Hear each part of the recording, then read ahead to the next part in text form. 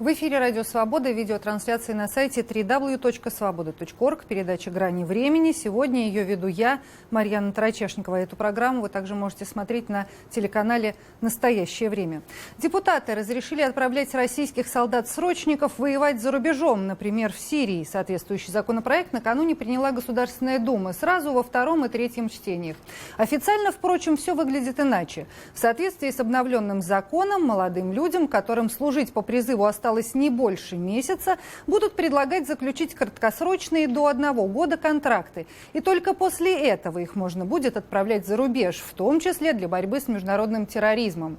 Станет ли Сирия для России и российских военных вторым Афганистаном? Или беспокойство родителей мальчиков призывного возраста беспочвенно? В студии «Радио Свобода» ответственный секретарь Союза комитетов солдатских матерей России Валентина Мельникова, а на связи по телефону с нами депутат Государственной Думы России, член фракции ЛДПР Андрей Свинцов, на видеосвязи военный эксперт Александр Гольц. Но в первую очередь я, Валентина Дмитриевна, обращаюсь к вам. Скажите, вот все страшно? Действительно должны все родители юношей призывного возраста обеспокоиться и прикладывать все усилия, чтобы они только не ходили в армию, потому что иначе их отправят воевать в Сирию, в Донбасс. И сейчас их точно так же можно отправить куда угодно.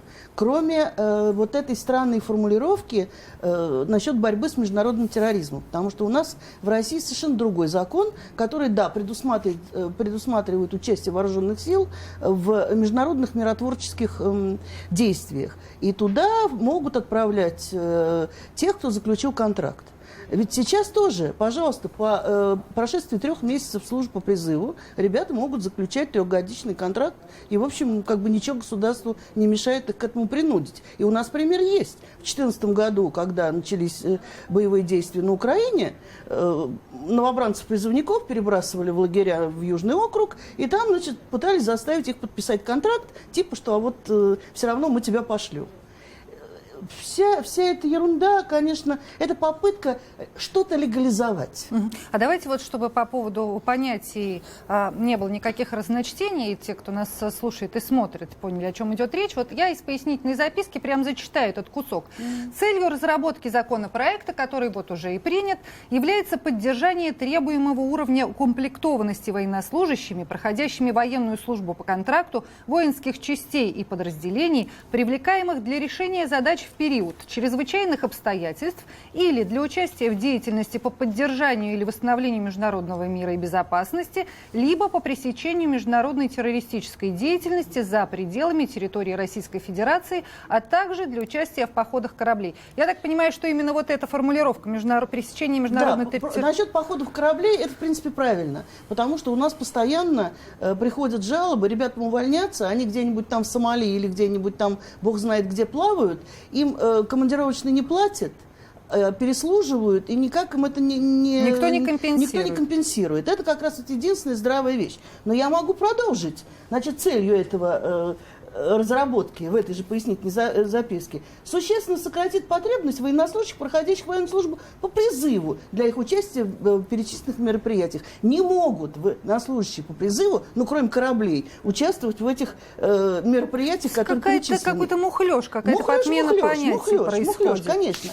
Потому что на самом деле у меня ощущение, что просто никто законов не читал, и что-то какое-то указание было, и, в общем, и больше ничего. Меня очень беспокоит. Нет, на самом деле ситуация де-факто, она как бы нехорошая с двух точек зрения. Во-первых, значит, вот это вот сейчас обманывают ребят, призывников. Да ты не волнуйся, ты контракт... Ты не смотри, что здесь 3 года. У тебя подойдет срок увольнения, мы тебя уволим. Подходит срок увольнения, никто не увольняет.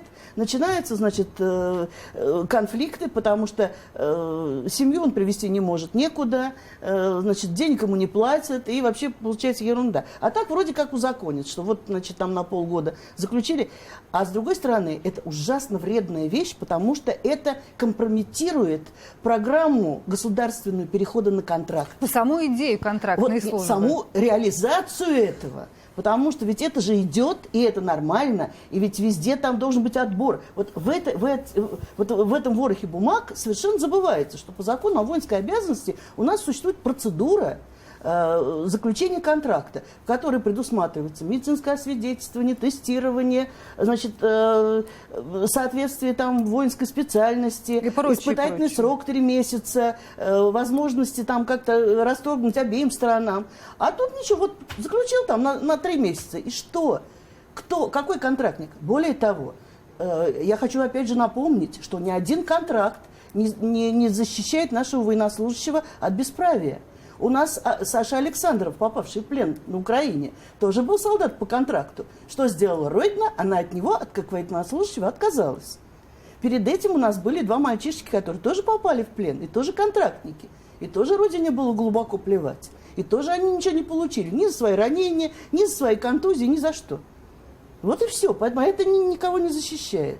Это попытка что-то такое легализовать. Ну и самый, конечно, пикантный вопрос, я думаю, мы его обсудим здесь и с Александром Гольцем, и с депутатом, это деньги. Да, я потому что сколько подождите, это стоит.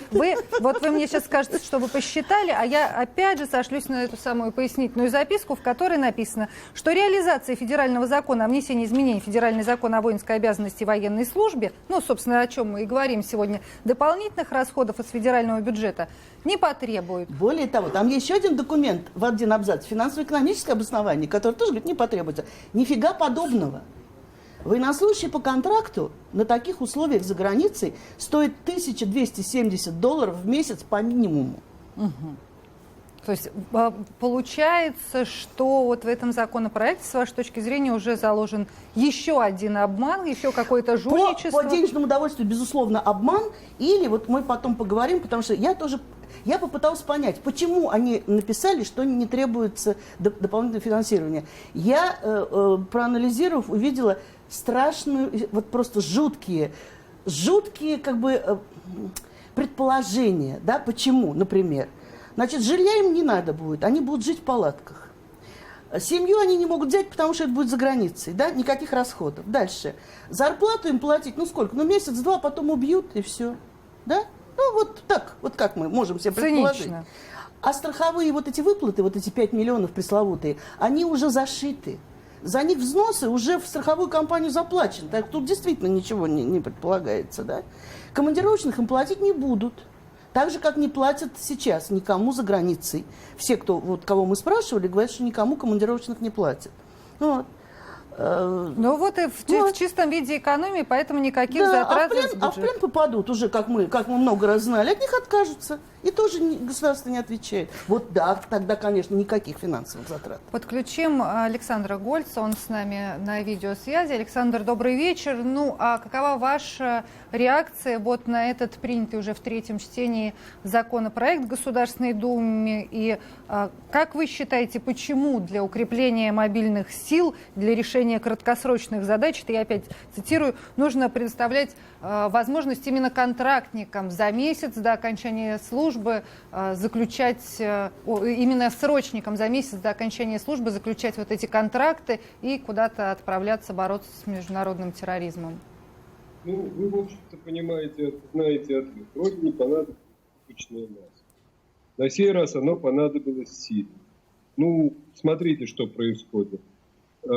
Войска Асада явно недостаточно для того, чтобы переломить ситуацию в военном конфликте. Подбежаем под Алеппо, враги ужасные прут Пальмиру.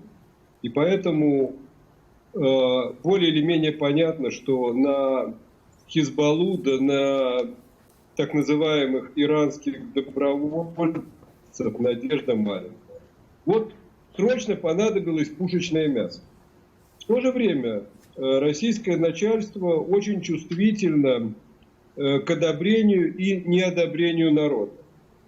И по опросам общественного мнения ясно, что народ резко возражает против использования солдат срочной службы и, в общем, довольно спокойно относится к использованию контрактников. Они, мол, сами выбрали свою судьбу, профессия такая, вот родину защищать или с террористами бороться где-нибудь там. Поэтому причины более или менее понятны. Как реализовываться будет этот закон, тоже понятно. Мы с Валентиной Дмитриевной очень хорошо помним, что случилось, когда в 2006 или 2005 году Министерству обороны разрешили брать на контракт солдат срочной службы. Взвод, стройся, ну, теперь вы контрактники. А кто не хочет быть контрактником, тому старшина Петров в морду даст. Вот приблизительно это самое у нас будет происходить. И никак, если командирам дана команда набрать некоторое количество людей по контракту, то они выполнят эту команду, хотят эти ребята служить в армии или не хотят. Александр, спасибо. Мне подсказывают, что депутат Государственной Думы России, член фракции ЛДПР Андрей Свинцов с нами на связи. И, собственно, я к вам с вопросом таким и обращаюсь. Вот в этой пояснительной записке к законопроекту, который Дума уже приняла, написано, что в связи с изменением военно-политической обстановки, активизацией деятельности международных террористических и экстремистских организаций возникла необходимость повышения мобильности войск, формирования сводных и нештатных подразделений и укомплектования их в короткие сроки военнослужащими, проходящими военную службу по контракту для оперативного решения краткосрочных, но важных задач, связанных с их участием в операциях по поддержанию мира и борьбы с террористическими и экстремистскими организациями. Вот скажите, что это за такая необходимость срочная и почему нужно укомплектовывать вот эти нештатные подразделения и прочие отряды людьми, которые вот только заканчивают службу по призыву? Для чего призывников загонять в эту контрактную систему и подвергать их риску быть отправленными воевать, в той же Сирии, например? Ну, вы знаете, вот на настоящий момент действительно никакой такой резкой необходимости нет, но закон пишется же не на один день, а он пишется для того, чтобы, так сказать, работал годы, иногда десятилетия. Поэтому сейчас мы видим, что сирийская армия, если мы говорим про Сирию, вполне справляется. Конечно, там присутствует определенное количество и российских военнослужащих, мы знаем, там и военно-космические наши, и военно-воздушные силы.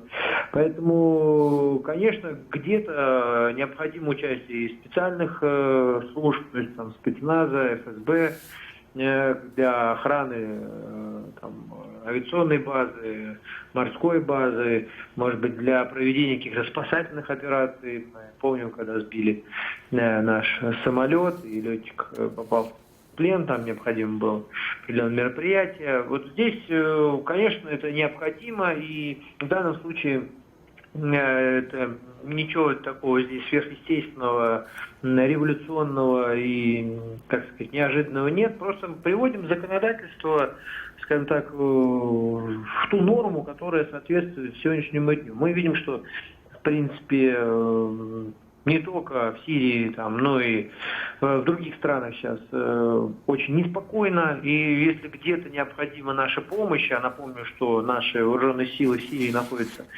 с согласия президента или даже, так сказать, по его просьбе, то мы вынуждены помогать, потому что Россия фактически уже является сверхдержавой, и она должна помогать странам, попавшим в беду. И я уверен, что и многие страны, так сказать, рады этому, и народы этих стран рады. Поэтому, к сожалению, такое сейчас время, когда террористы набрали достаточно серьезную силу во многих странах мира, и без участия сверхдержав, России, может быть, Китая, может быть, других стран, здесь проблему эту быстро не решить. Поэтому... Да, Андрей, спасибо. Это все понятно. Но, тем не менее, поясните, пожалуйста, а для чего вот во всю эту историю с противодействием международному терроризму и прочим вовлекать солдат-срочников? Но почему не дождаться, пока они закончат эту срочную службу, да? И только после этого предлагать им, как, собственно,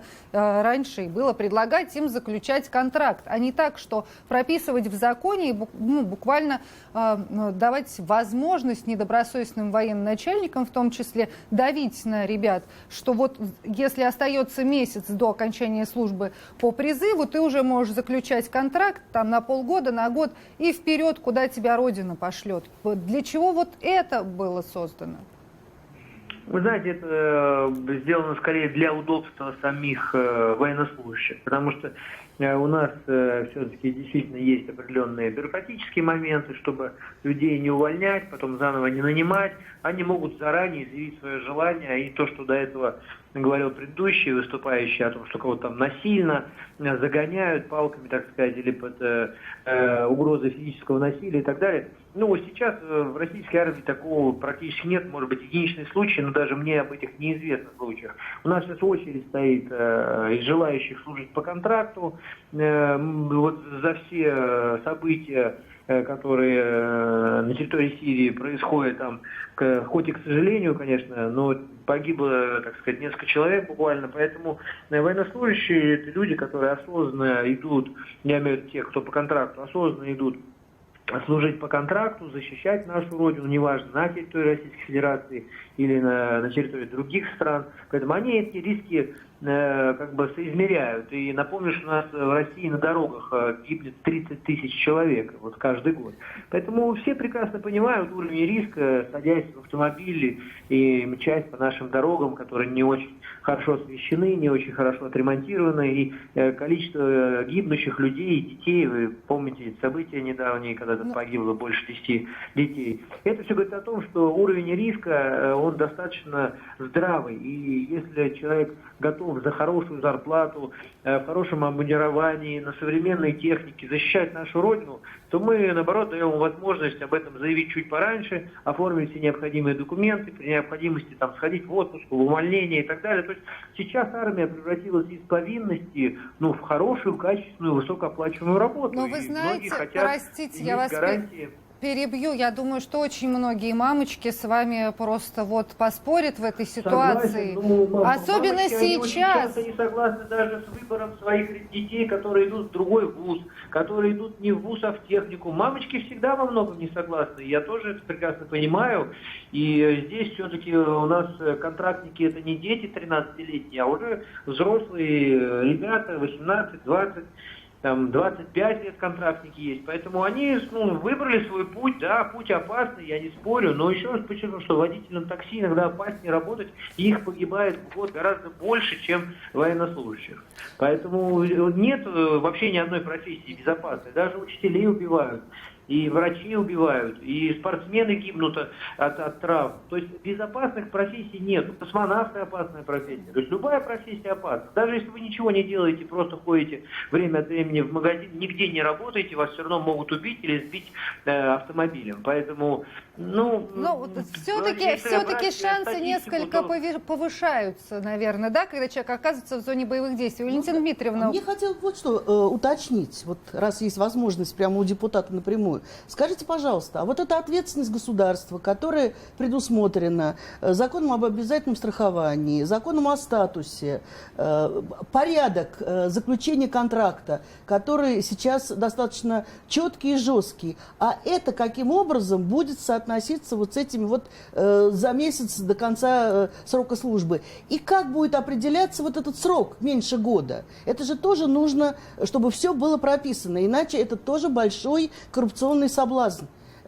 Я знаю, о чем говорю, потому что есть жалобы на то, что как бы вот пытаются кого-то за деньги уволить раньше, кого-то наоборот задержать. То есть вот это должно быть четко прописано. А в этом законе я этого совершенно не вижу. Все остальное осталось как прежде. И порядок, и все остальное, и все комиссии, и весь отбор. Хорошо. И финансирование тоже не меняется. А то, что финансирование дополнительно не нужно, так это вообще непонятно. Кто считал, вот какой комитет отвечает за финансово-экономическое обоснование этого закона? Очень интересно. Да, Андрей, ответьте, пожалуйста, на эти вопросы. Безусловно, законы принимаются и потом исполняются, и потом мы, депутаты, и Министерство обороны смотрит на результаты исполнения этого закона, вносятся поправки, корректировки и так далее.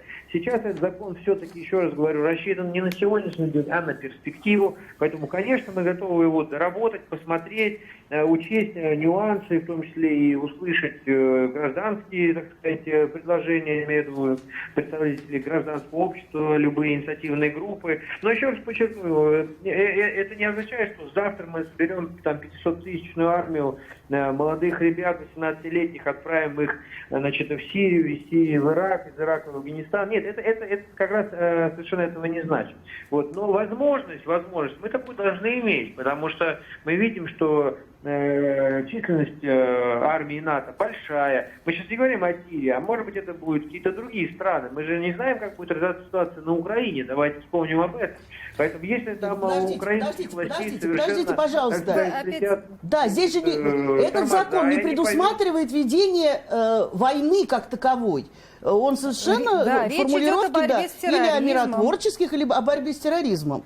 Совершенно, я не знаю, мне вот этот ваш последний пассаж совершенно непонятен. Мы что, это для того, чтобы вести какие-то наступательные войны с другими государствами? Тоже интересно тогда. Нет, это нужно было прописать в законе. Вы телевизор смотрите? Вы же смотрите? Нет, телевизор я не смотрю. Украинские радикалы активизировали свою борьбу, значит, с Российской Федерацией, в том числе на территории Крыма. Сейчас совершенно такая ситуация непонятная. Вы видите, с избранием Трампа непонятно, куда будет дуть ветер украинских наших товарищей, назовем их так, в кавычках. Поэтому мы должны иметь возможность где-то сработать на опережение, где-то просто приняв закон, охладить определенные головы и определенные пожелания. Да, вот но в чем на задача. самом деле Иногда этот законы принимаются именно для того, чтобы охладить пылкие такие, значит, инициативы определенных товарищей других стран. На самом деле этот закон, вот по первым... Туфлей, это же он не для того, чтобы шум произвести, а для того, чтобы произвести эффект.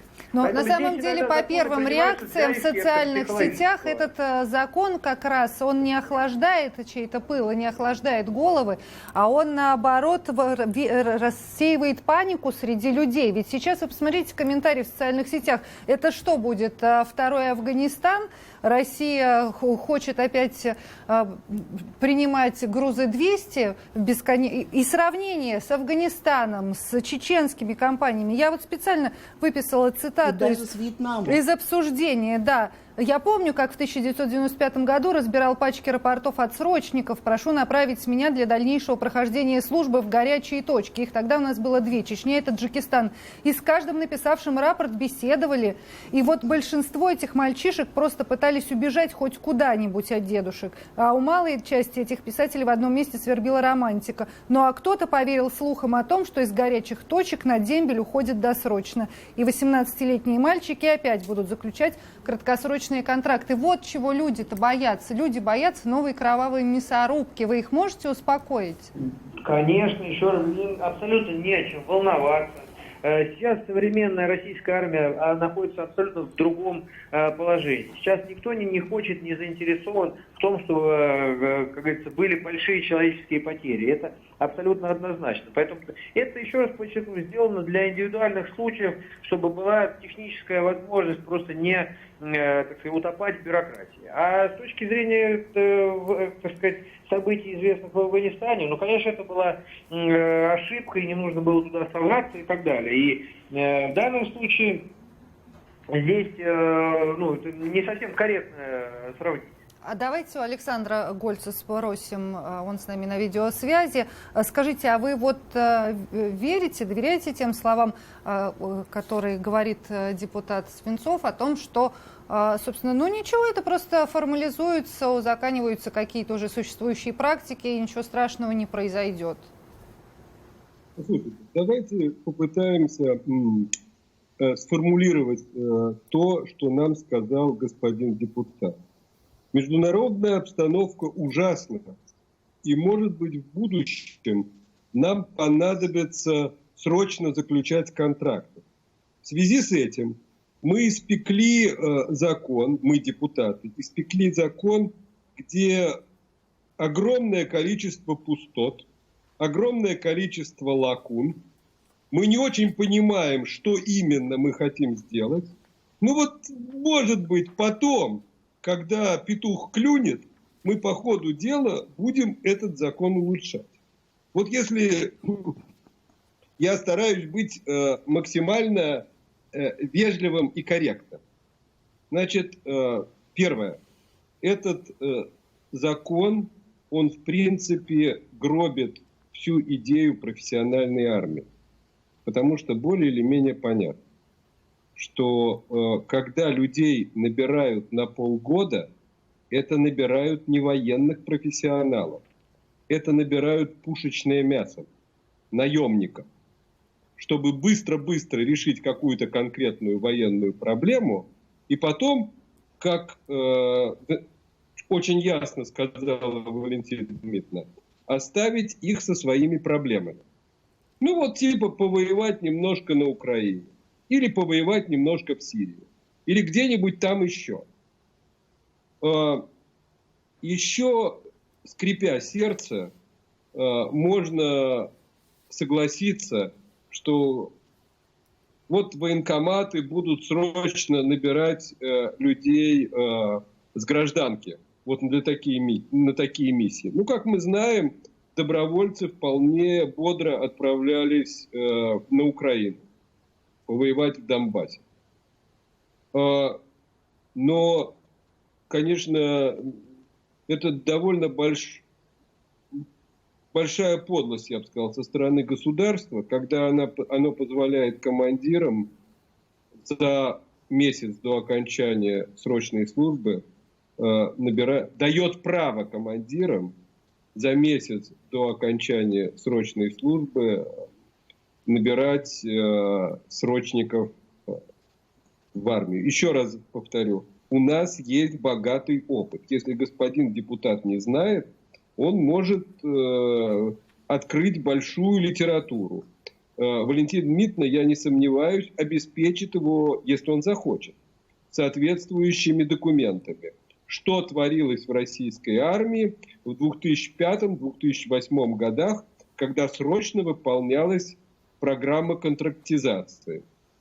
Когда, я напомню, по 2 раза контрактниками объявляли сначала десантников Псковской дивизии, а потом их переодевали в форму сухопутную, когда огромный поток ребят был просто обманут совершенно гнусным образом. И не случайно всеми проклинаемый Сердюков первое, что сделал, он прекратил эту практику. Он сказал, да, контракт, но только с гражданки. Брать только с граждан. Потому что если мы начинаем брать на службу солдат срочной службы, это абсолютно возрождение той гигантской коррупционной пирамиды, которая существовала в вооруженных силах вот, в 2005-2008 годах. Ну, конечно, тут, естественно, возникают сомнения в том, что человек это сделал добровольно. Вот, Андрей, вы можете что-то возразить на эти слова или каким-то образом ответить на реплику Александра Гольца? Ну, вы знаете, с тех пор прошло уже почти 10 лет, да, если брать 2005 год, уже 11 лет. И все-таки я сторонник того, что не то, что армия, а государство уже другое. Сегодня это другая страна, это другие возможности, это другой министр обороны, это другие подходы, это уже более сильные общественные организации, которые защищают интересы, права, в том числе и военнослужащих. И поэтому я считаю, что сейчас такое просто невозможно. Поэтому, конечно, всегда страхи, они будут присутствовать, особенно в такой щепетильной теме. Я это не спорю, не отрицаю. И наша с вами главная задача сделать такую систему контроля и надзора за вот этой процедурой, чтобы она удовлетворяла все стороны. И мы полностью здесь будем поддерживать любые общественные организации, которые будут желать, иметь возможность, и мы будем помогать им, чтобы у них такая возможность была, контролировать процесс набора этих контрактников, заключения этих контрактов, саму суть этого контракта, тексты, пункты, то, о чем вы говорили, да, чтобы и оплата была соответствующая. Я думаю, что это все в процессе становления этой процедуры мы с вами отрегулируем вместе. Это не такие большие проблемы. Не обязательно все это вносить в текст федерального закона. Да, и тем не менее, все-таки непонятно. Андрей, простите, тем не менее, все-таки непонятно. Но если вы уже говорили, что очередь из контрактников, желающих уехать воевать в Сирию, стоит или там куда-то еще воевать. Зачем? Зачем включать вот это звено? Зачем возвращаться к этим срочникам? Пускай они себе отслужат этот год. Захочется им оставаться в армии, ну, они сами придут и заключат контракт на службу там и на 6, и на 3 месяца, или на 3 года, как им захочется. Для чего их втягивать в эту ситуацию? Еще раз подчеркну, никто втягивать никого насильно не собирается и не будет. Поэтому здесь опасения, они, ну, как бы действительно преждевременные и беспочвенные. Никто никого не втягивает. Но еще раз подчеркну, некоторые приехали издалека, из регионов. Они хотят иметь определенное будущее, так сказать, пройти тот опыт, который они считают для себя важным и ценным. Поэтому зачем же мы будем запрещать? А еще раз почему объем, так сказать, бюрократии, в том числе и в некоторых подразделениях вооруженных сил, он присутствует. Поэтому вот этот процесс сделан более гибким и мобильным. Здесь какого-то такого, ну, риска я вот лично не вижу. Да, Валентина Дмитриевна. Закон не бюрократия. Закон должен содержать все необходимые положения, которые будут понятны как представителям государства со стороны, да, заключающих контракт, так и со стороны самого гражданина, да, солдата, будущего солдата.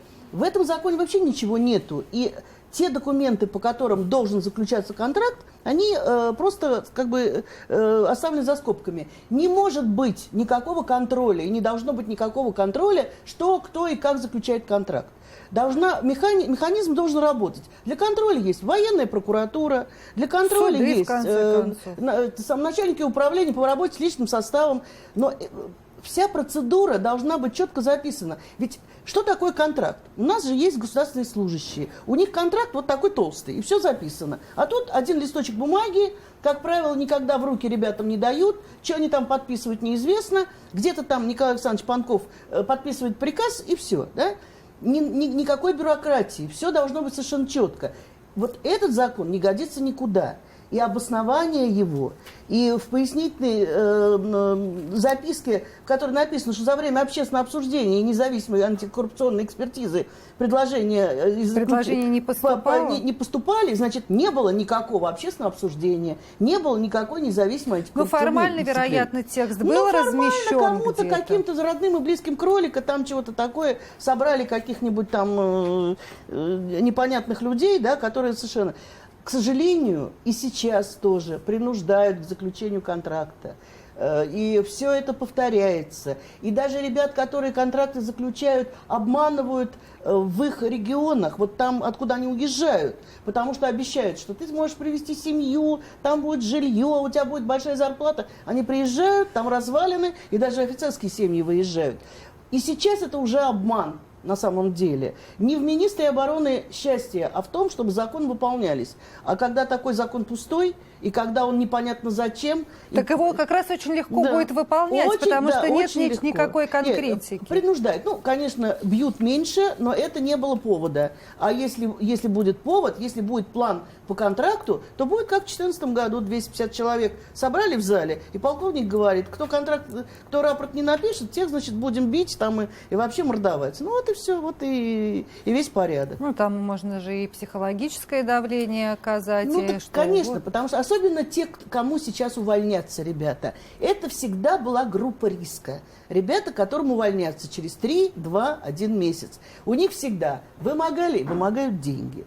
Им всегда грозят каким-то открытием уголовного дела, чтобы они как-то расплачивались. А тут у них будет угроза, что все равно мы тебя не отпустим, значит, подпишешь ты, не подпишешь, за тебя подпишут. Сколько сейчас контрактников, вот этих псевдоконтрактников, мальчишек, призывников, у которых, оказывается, кто-то за них там что-то подписал, и ничего там у них не было никогда. Поэтому они фактически оказались в кабале. Это все подлость на самом деле. Я не могу сказать мягче.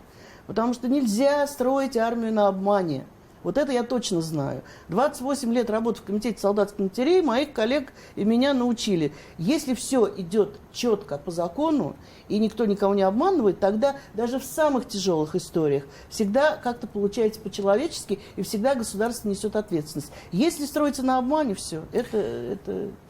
Ну, не говоря уже о том, что, например, меня очень встревожило вот в словах Андрея Свинцова то, что непонятно, что там будет с Украиной после того, как американцы выбрали себе в президенты Ну Трампа. да, что нам Трамп? И Чё нам поэтому вот Украина? нам нужно что-то делать. И вот скажите, с вашей точки зрения, Андрей, действительно ли, ну вот вы правда верите в то, что вот этот солдат, который год отслужил по срочной службе, он будет хорошим солдатом для участия в каких-то операциях за рубежом. Он действительно уже за этот год научился бороться с международным терроризмом и может участвовать в каких-то спецоперациях, не просто как пушечное мясо, вот здесь это несколько раз эти слова повторялись, а как профессионал. Вы верите, что за год можно сделать из человека профессионала? Ну, вы знаете, давайте вспомним нашу историю и события 41-45 годов, когда в бой шли не то что люди, не видящие, так сказать, не видавшие оружие, а просто там мальчишки, там, и 15-летние, и 16-летние, приписывая себе возраст. Поэтому, конечно, война – это всегда плохо. Но и это всегда, к сожалению, гибель, это всегда трагедия и так далее. Поэтому, конечно, мы прекрасно понимаем, что если будут какие-то небольшие локальные события, то всегда для этого есть высококвалифицированные, проходящие службу по контракту не один год специалисты, профессионалы. Но если мы понимаем, что ситуация очень крайне опасная и требуется быстрая мобилизация, то мы должны иметь возможность ее проводить. Поэтому, у нас конечно, нет закона о мобилизации. Закон о мобилизации депутаты не приняли. То, безусловно, год человек отслужил, он имеет полное представление, он прилетит в Сирию, там потренируется, это не значит, что он будет участвовать в боевых действиях или там на другую, так сказать, страну, на какую-то нашу, так сказать, базу и так далее. То есть это сделано не только для того, что он принимал участие прямо непосредственно в боевых действиях, но он может проводить гуманитарную операцию и так далее. То есть здесь не означает, что каждый отслуживший год военнослужащий сразу пойдет в бой, там, в атаку и так далее. То есть количество... такая вероятность же есть. Вероятность, так сказать, последствий для посещения даже той же самой Сирии. Я напомню вам, что мы, вот депутаты фракции ЛДПР, хотели прилететь в Сирию с такой миротворческой миссией, так сказать, в гости. Но там не сложилось по определенным причинам. И тоже это территория, где идут боевые действия. Но вот нам было совершенно не страшно, мы понимали, куда мы летим, зачем. Поэтому если там 20-30 человек прилетят на базу, будут заниматься охраной этой базы, там, но на территории, где идет военное действие, это не означает, что они будут, как вы употребляете фразу, пушечным мясом. Еще раз подчеркну, что вот в тех событиях, которые сейчас принимают участие Россия, российские вооруженные силы на территории Сирии, там нет таких вообще событий, где использовались наши военнослужащие как пушечное мясо. В принципе, такого невозможно. Поэтому сейчас современное оружие, современная система наведения, слежения. Да, но при этом вы сами, Андрей, при этом вы же сами сказали, уже не один раз повторили, что ситуация напряженная, неизвестно где, когда может понадобиться, и нужно срочно. Вы понимаете, что вот был 41 год, фашисты напали на Советский Союз. И что, нужно было отсидеться где-то дома? Подождите, расстреливать перед 41 годом. Подождите, но это совершенно другая история. Сейчас... Как другая? Ну почему другая? Ну, здесь-то речь идет не о том, что... Речь-то идет не о внешней угрозе, не о том, что кто-то нападает на страну, а о том, что Россия своих солдат отправляет в другие страны, с кем-то там воевать.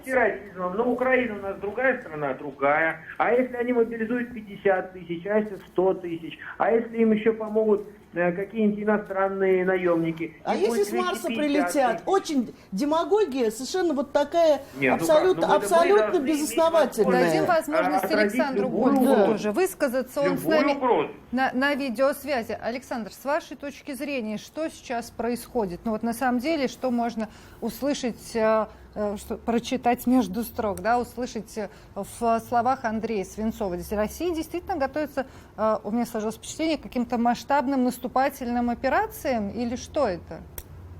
Подтекст, спасибо господину депутату, довольно откровенный.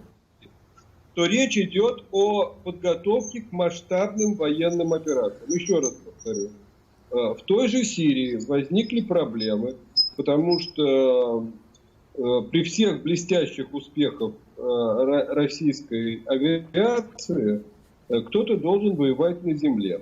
Те, кто воюют на земле, и послушайте, я эти разговоры слышал с Афганистана, что вот не устраивают нас местные, трусоватые они как-то, и оружие бросают. Вот бы наших солдатушек, браво ребятушек направить.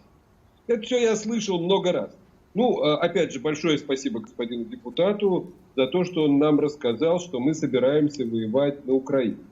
Это дорогого стоит, как-то понимание логики тех людей, которые этот закон писали. Но он все-таки не сказал напрямую, что собираются воевать, чтобы не вводить никого в заблуждение. Это он... люди слышали. Что вот украинцы соберут, мобилизуют 100 тысяч военнослужащих, плюс иностранные наемники, я не ослышался. Ну, это... Вот для чего нужны эти краткосрочные контакты. И правда. Я должен сказать еще вещь, которая мне кажется важной. И Сердюков, и Шойгу, за что Сергею Кожугетовичу отдельное спасибо, все-таки выдерживали идею о том, что армия должна рано или поздно стать добровольческой. О том, что идет постепенно контрактизация, о том, что в армии появится армия будет профессиональной. Вот этот краткосрочный контракт – это профанация, это фактически отказ от идеи, чтобы сделать армию профессиональной. Потому что мы хорошо понимаем, что никакими профессионалами за полгода люди не станут. И если мы уравниваем человека, который осознанно избрал военную профессию и осознанно подписал этот контракт с тем, кого заставили, или кто решил быстро срубить денег и записаться на несколько месяцев где-то там пострелять, это чудовищная ошибка, как мне кажется, которая совершенно серьезно подрывает основы профессиональной морали вооруженных сил. Но опять-таки мы уже очень ясно говорили о том, как это будет выглядеть в отношении солдат срочной службы. Да, к сожалению. Мне подсказывают, у нас есть дозвонившаяся Наталья из Москвы. Дозвонилась на Радио Свобода. Пожалуйста, говорите. Здравствуйте. Я слушаю депутата и поражаюсь, откуда берутся такие депутаты бессердечные, которые собираются мальчишек отправлять на войну, которую развязывает в стране власть, и совершенно не собирается заниматься народосбережением, как это всегда было. То есть абсолютно безразлично, что погибнут на войне дети. Этот закон ни в коем случае нельзя принимать, нужно прислушаться к уважаемым экспертам, Александру Гольцу, Валентине Дмитриевне Мельниковой. И поскольку даже не решен вопрос контрактной армии, нет опыта нормального в стране по контрактной армии, как можно быть такими бездушными и заниматься злодейством? Это самое настоящее злодейство. Наталья, ваше мнение понятно. Спасибо за звонок. Мне тут подсказывают, что депутат Государственной Думы, член фракции ЛДПР Андрей Свинцов отключился. Вот, вероятно, у него есть какие-то более важные дела, чем продолжать участие в дискуссии. Валентина Петровна, я вам дам возможность ответить что-то, реплику, звонок нашей слушательницы. Конечно. Я, во-первых, согласна с Александром Гольцем. Профанация – это тоже самое мягкое слово, которое можно сказать в отношении вот этого срыва фактически идущей хорошей работы по комплектованию нормальному воинских частей. Более того, все забывают, что у нас же кроме Министерства обороны есть еще Министерство внутренних дел. Теперь это Национальная гвардия, и они вообще-то на самом деле вполне себе планируют комплектоваться исключительно контрактниками. Вот. Почему этот закон плох?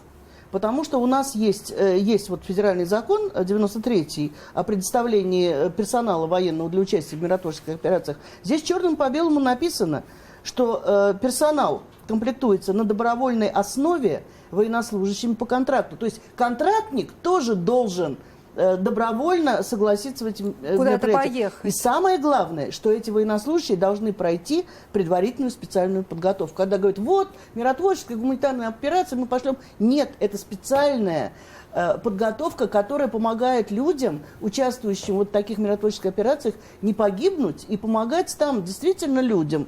А посылать воевать, вот эта мечта о 41-м годе, она какая-то извращенная.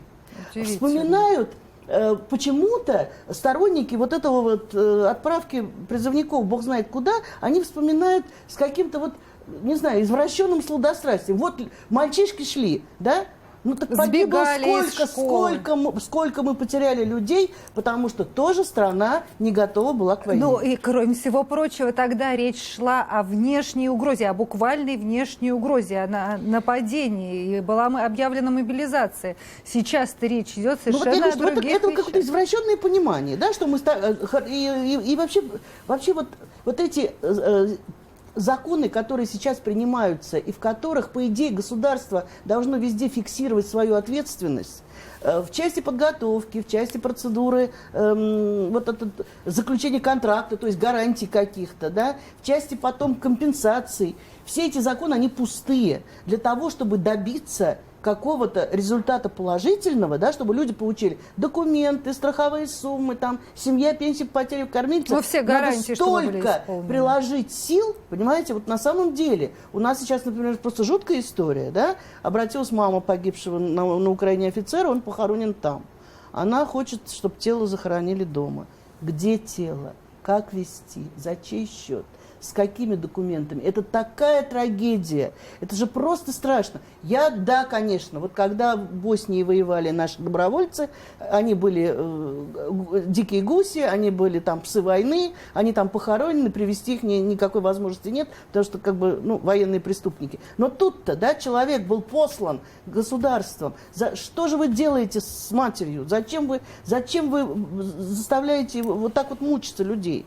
У нас мальчишки, которые попали в плен в 2014 году, вот десантники заблудившиеся, они до сих пор не могут получить свои медицинские документы из госпиталя, в которых написано, там, у кого там травма была, у кого там контузия была. Прошло 2 года, они стали плохо себя чувствовать, у них какие-то проблемы, они связаны с тем, что там, и били их, конечно, да, и там всякое бывало, хотя они недолго были в плену. Документы не выдают медицинские. Это какие дряни должны быть, да, для того, чтобы человек не мог сейчас получить лечение, потому что ничего не написано. Россия же не воюет, российских военнослужащих нет на территории Чтобы им заплатили Украины. Страховки по травме 50 тысяч. 2 года комитет солдатской матерей Костромы там бились женщины прямо как львицы за эти деньги. Не хотело государство, ничего. Идите вон. А теперь предлагает еще и за границу отправлять. Александр из Москвы дозвонился на Радио Свобода. Пожалуйста, говорите. Добрый вечер, уважаемые гости, уважаемые ведущие, все, кто слушает и смотрит Радио Свобода. У меня вопрос к Гольцу, уважаемому. А вот скажите, пожалуйста, вот вам не кажется ли это такая моя гипотеза, что мы как-то для того этот закон принимаем, чтобы вот не только в Сирии, но и на постсоветском пространстве что-то, так скажем, мы готовимся к чему-то на постсоветском пространстве. Как-то у нас многие сегодня постсоветские страны себя ведут неправильно по-нашему. Вот, может быть, вот там Казахстану готовимся, несмотря на то, что там Назарбаев может к Беларуси что-то там готовимся. Да, Александр, понятен ваш вопрос. Ваш вопрос понятен. И теперь Александра Гольца я попрошу ответить. К чему готовится Россия-то? Конечно. Нет, понимаете, благодаря усилиям Сердюкова и отчасти Шойгу российская армия приняла вполне определенную конфигурацию. Это вполне себе эффективные вооруженные силы, но готовые в силу численности выполнить ограниченные задачи. А вот если существует некий патриотический восторг по поводу нашей армии, и результатом этого восторга является то, что на армию вешают все новые и новые задачи. И ее возможности приходят в противоречие с желаниями высокого начальства. Вот этот законопроект, он ровно рожден, он является попыткой реализовать имеющимися возможностями высокие желания начальства. А именно, быстро-быстро на случай, когда военные действия станут широкомасштабные, вспомним, что говорил нам уважаемый депутат, быстро-быстро набрать или заставить людей служить в вооруженных силах. Вот, собственно, и, конечно же, это не обязательно может быть Сирия, это может быть ближнее зарубежье, конечно, да. Да, спасибо, Александр. Спасибо, у нас немножечко пропадает связь с вами по скайпу, и совсем не так много времени остается до окончания программы. Валентина Дмитриевна, а что делать-то? Ну вот в трех чтениях законопроект принят. Еще есть сито Совета Федерации, на который надежд мало, конечно, и есть, собственно, подпись президента, после чего этот законопроект станет законом и начнет действовать. Можно как-то сейчас повлиять на эту ситуацию, добиться того, чтобы вернули его на доработку или вообще отказались от этого закона? Очень сложно, потому что, к сожалению, в Совете Федерации Комитет по обороне и безопасности возглавляют люди, которые были в предыдущей Думе, и которые тоже не понимают, что, включая в закон непонятные термины, да, пресечение международной террористической деятельности, и не прописывая четко порядок выполнения этого закона, они на самом деле вообще разрушают, Александр правильно сказал, они разрушают уже созданные вооруженные силы.